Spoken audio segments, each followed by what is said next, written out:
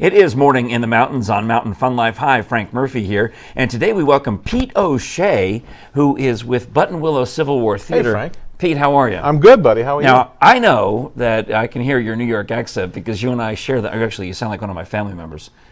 What? What do you mean? What I'm talking about is that my mother is from the Bronx. Forget about it. Where are you from? What do you mean? What do you mean? This way I talk? What? What? That's exactly what I'm talking about.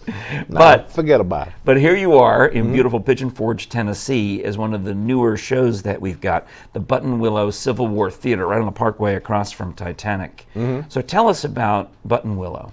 Well, you know, it's really an interesting place. It's a phenomenal place. It's a once-in-a-lifetime opportunity, an experience to go to it. Because you're talking about a play that's set in the 1860s, but it has more relevance today than it did even back then. Come on. No, because have we come anywhere? No, we haven't learned too much at all. Look where we are politically right now. If we learn from those lessons, we can change our world. Okay? I see what you're saying. And this show is funny, it's poignant, it's filled with history. It's like drinking history out of a fire hose. Yeah. So if you come in there and you're a history buff, you're going to love it. And you're going to have to get Steve Gibson's book afterwards, God Save the South, so you can remember it all, so that at the next cocktail party, you got something to talk about. Now, as I recall from when you guys came in on the Ask Frank Live show, Steve was saying that he likes to go to the National Archives and do the research himself and get letters from Lincoln and Davis and read those, incorporate those into the show. That's right. Every single thing that's in the play, Granddaddy's Watch, and in his book, God Save the South, comes from first-hand accounts, letters, diaries, military reports. When he goes up there, Frank, he brings a jeweler's loop with him to make sure he's getting it correct. And everything in it is first-hand source material. Right. Is it a modern jeweler's loop, or does he use an antique 19th century jeweler's loop? I don't know for certain, but if I know him well enough, it's an antique one. Because that's another thing that Buttonwilliw has is some actual Civil War antiques and on display. We do. That's part of my job. In the daytime, when folks come in, we give them a tour of that little mini museum that we have. It's filled with fantastic How long does it take artifacts. if we want to take the tour? How long would it take? No, it doesn't take all that long. It's our lobby. Oh, I do it while I'm waiting for the show. While you're waiting for the show. I see. All right. So you come up before the show, and we give you this wonderful tour of our lobby. Nice. And in there, you're going to see things like courting candles. And the exit. And the exit sign. A courting candle was designed. What is a courting? It was designed so that when the boy knew how long he had to court when he came for the girl. The father would light the candle, and when it reached the base, he better be gone. Or he was looking at the business end of a shotgun. And the father would eavesdrop on the conversation. He would listen in. If he thought he was a better catch, he'd go in and he'd roll up the candle and give him a little overtime. Oh, you serious? Or he'd roll it down and give him less if he thought he was an idiot.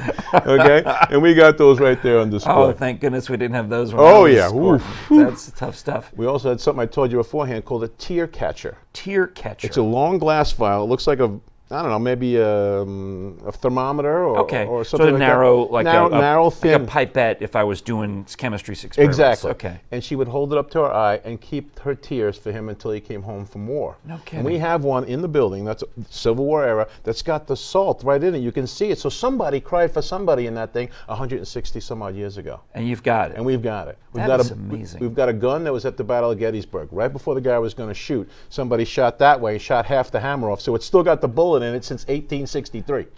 So we tell folks, don't stand exactly right there because that thing's dying to get out of there. All right, so you do the publicity and do the tours, and you're kind of the warm-up. I do the warm-up, yeah. Because the actual show is only a two-person show, and that's Steve Gibson, who is the who plays. Does he play Granddaddy? He plays Colonel Stevie Joe. Stevie Joe. And then Andy, who you had the other day here with Andy Lee, she plays his sister, or some shows Jody also, she plays the niece because she's a little bit younger. All right. And so he is a Union colonel in his camp.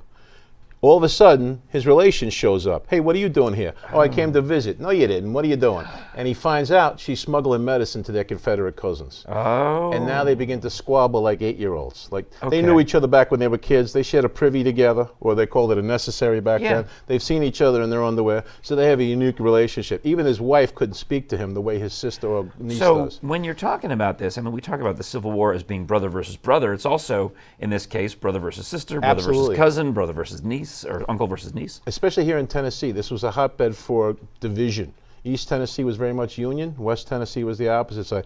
And everybody was kind of forced to take sides. You had brother against brother, sister against sister.